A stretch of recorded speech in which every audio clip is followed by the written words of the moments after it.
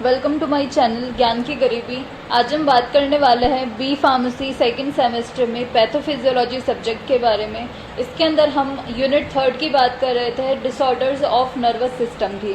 तो इसके अंदर हम आज जो डिजीज़ के बारे में बात करने वाले हैं वो है डिप्रेशन। तो डिप्रेशन की आज हम इटियोलॉजी देखेंगे, इसकी पैथोजेनेसिस देखेंगे, साइंस और सिम्टम्स देखेंगे, डायग्नोसिस देखेंगे और इसको कैसे ट्रीट करते हैं वो सब हम आज इस वीडियो में बताने वाले हैं। तो फर्स्ट, इससे पहले इसके जो नोट्स है वो हमने नीचे डिस्क्रिप्शन बॉक्स में इसका लिंक दे दिया है, तो आप वहाँ से जो है डाउनलोड कर सकते हैं। एंड आपने अभी तक हमारे चैनल को सब्सक्राइब नहीं किया तो please subscribe to the channel and hit the bell icon, आपको हमारे चैनल की नोटिफिकेशंस मिलते रहें। तो चलिए स्टार्ट करते हैं। तो डिप्रेशन जो है ये एक तरह का मूड डिसऑर्डर होता है जिसके अंदर परसिस्टेंटली देखा जाता है लो मूड और सैडनेस की फीलिंग होती है, किसी भी चीज़ में इंटरेस्ट नहीं रहता है। तो इन सब चीज़ों से रिलेटेड ये मूड डिसऑर्डर होता है और ये जो है एक परसिस्टेंट प्रॉब्लम होती है जो कि कम से कम 2 हफ्ते तक जो है वो रहती है। इसके जो सिम्टम्स होते हैं वो 2 हफ्तों से ज़्यादा देखने को मिलते हैं परसिस्टेंटली। इसके बाद ये एक एबनॉर्मल इमोशनल स्टेट होती है, मेंटल इलनेस एक दिमागी बीमारी होती है जो कि हमारी थिंकिंग, इमोशंस, हमारे परसेप्शंस और बिहेवियर्स को जो है वो अफेक्ट करती है। अब इसके हम टाइप्स देखें तो 4 तरह के इसके टाइप्स होते हैं मेनली। तो पहला है सीजनल अफेक्टिव डिसऑर्डर।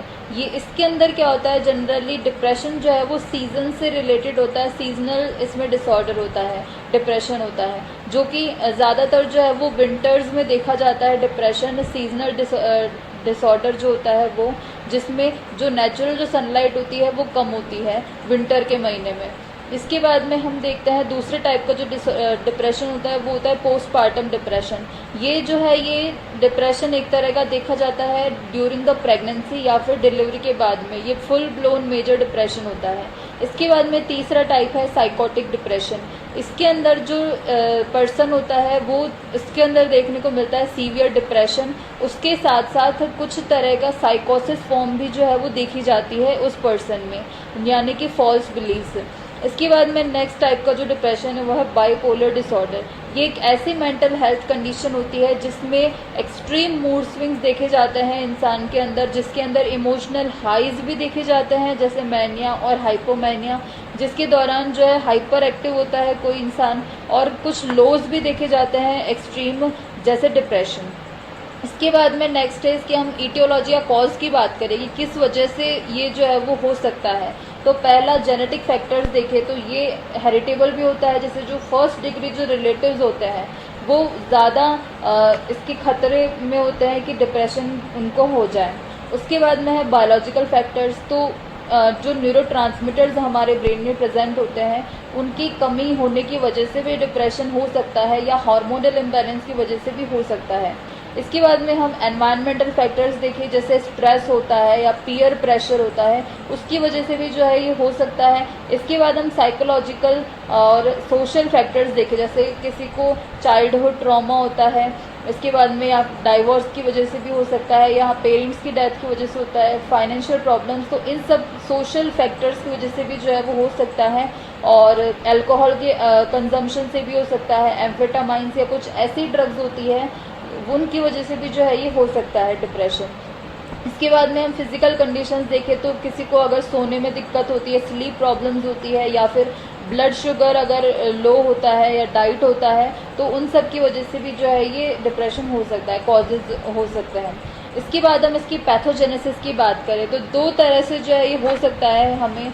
तो पहला है मोनोअमाइन हाइपोथेसिस, जो कि प्रपोज किया था साइंटिस्ट ने, शिल्ड क्रॉट साइंटिस्ट थे 1965 में। उन्होंने इस हाइपोथेसिस में बताया था कि डिप्रेशन जो है वो फंक्शनल कमी की वजह से होता है मोनोअमाइन ट्रांसमीटर्स की हमारे ब्रेन में। अब ब्रेन की कुछ ऐसी साइट्स होती हैं जहाँ पे मोनोअमाइन जो ट्रांसमीटर्स होते हैं जैसे नॉरएड्रेनालिन या सेरोटोनिन, इनकी कमी हो जाती है। फंक्शनल कमी की वजह से भी डिप्रेशन हो सकता है, जिसके अंडर में रखा गया है मोनोअमाइन हाइपोथेसिस। इसके बाद में दूसरा और फैक्टर है जिसकी वजह से हो सकता है, वो है न्यूरो एंडोक्राइन मैकेनिज्म। तो जो डिप्रेशन है वो मेनली कॉज होता है कॉर्टिसोल जब सिक्रीशन बढ़ जाता है, इंक्रीज हो जाता है, तो उसकी वजह से भी जो है ये देखने को मिलता है।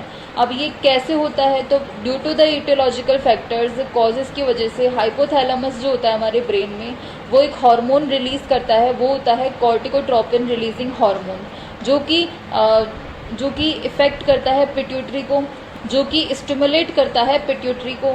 उसके बाद में पिट्यूटरी जो है वो रिलीज़ करता है एड्रेनोकॉर्टिकोट्रोपिक हार्मोन। अब ये जो है वो स्टिमुलेट करता है कॉर्टिसोल के सिक्रेशन को फर्दर, और फिर फर्दर डिप्रेशन जो है वो कॉज हो जाता है। इसके बाद हम साइंस और सिम्टम्स की बात करें तो पहला जो सिम्टम है, इमोशनल रिलेटेड जो सिम्टम्स देखे जाते हैं वो होता है जैसे प्लेजर्स जो होते हैं उनको एक्सपीरियंस करने की एबिलिटी जो है वो ख़त्म हो जाती है। दूसरा, किसी भी चीज़ में इंटरेस्ट नहीं रहता है। तीसरा, सैडनेस जो है वो देखी जाती है, क्राइंग स्पेल्स जो है वो देखे जाते हैं। और उसके बाद में जो सिम्टम्स देखे जाते हैं वो होते हैं कि होपलेसनेस देखी जाती है, एनजाइटी देखी जाती है, और एनजाइटी जो है वो अप्रॉक्सीमेटली 90% जो पर्सन होता है जिसमें डिप्रेशन होता है वो देखी जाती है। इसके बाद में गिल्ट की फीलिंग होना, साइकोटिक फीचर्स जैसे ऑडिटरी हेलुसिनेशन होना, डिल्यूजन्स होना। इसके बाद में कुछ फिजिकल सिम्टम्स देखे जाते हैं जैसे फैटीग और हेडेक होना, पेन होना और फिजिकल पेन होना, और स्लीप जो है उसमें डिस्टर्बेंस आना, या तो बहुत ज़्यादा बढ़ जाना नींद या फिर बहुत कम हो जाना नींद, और सेक्सुअल इंटरेस्ट भी जो है वो लॉस हो जाता है। गैस्ट्रोइंटेस्टाइनल और कार्डियोवास्कुलर कंप्लेंट्स भी जो है वो देखी जाती है फिजिकल सिम्टम्स में। इसके बाद हम इंटेलेक्चुअल और कॉग्निटिव सिम्टम्स देखें तो इसमें कंसंट्रेट करने की एबिलिटी जो है वो कम हो जाती है, स्लो हो जाती है थिंकिंग, और मेमोरी जो होती है वो पुअर हो जाती है, कन्फ्यूजन रहता है, और इनडिसिसिवनेस रहती है, किसी भी डिसीजन लेने में कमी होना।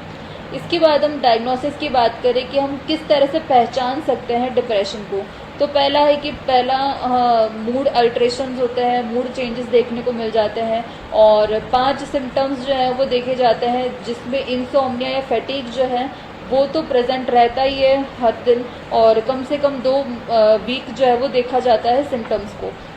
इसके बाद में कुछ क्वेश्चनेयर्स भी जो है वो किए जाते हैं, और लैब टेस्ट किए जाते हैं, जैसे ब्लड टेस्ट देखा जाता है कॉर्टिसोल लेवल्स को, और EEG भी जो है वो इन सब चीज़ों से डायग्नोस किया जाता है।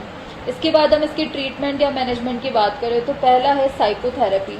ये जो है वो माइल्ड डिप्रेशन में दिया जाता है ट्रीटमेंट, जिसके अंदर कॉग्निटिव बेस्ड थेरेपी दी जाती है, पॉजिटिव मूड जो है वो बनाया जाता है, और माइंडफुलनेस थेरेपी की जाती है, बिहेवियर जो होता है उसका एक्टिवेशन किया जाता है, और लाइट के ऊपर जो है वो देखा जाता है, मतलब एक्सपोजर करते हैं लाइट के ऊपर।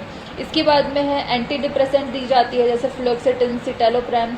इसके अलावा ECT जो है वो दिया जाता है, एक्यूपंक्चर जो है वो दिया जाता है, योगा जो है उसकी जो सलाह दी जाती है, एक्सरसाइज प्रोग्राम्स जो है वो भी बनाए जाते हैं, और क्वालिटी स्लीप देने की भी जो है वो सलाह दी जाती है, और अल्कोहल को अवॉइड करने को बोला जाता है जो कि डिप्रेसेंट होता है, और उन लोगों के साथ में टाइम बिताने को जो है बोला जाता है जिनके साथ जो है वो उनकी केयर करते हैं। सो गाइज, ये थे डिप्रेशन की पैथोफिजियोलॉजी, और इसके जो नोट्स है वो हमने नीचे डिस्क्रिप्शन बॉक्स में इसका लिंक दे दिया है, तो आप वहाँ से जो है डाउनलोड कर सकते हैं। And thanks for watching this video, and if you like this video please hit the like button and subscribe my channel Gyan ki Garibi, and hit the bell icon so आपको हमारे चैनल की नोटिफिकेशंस मिलते रहें।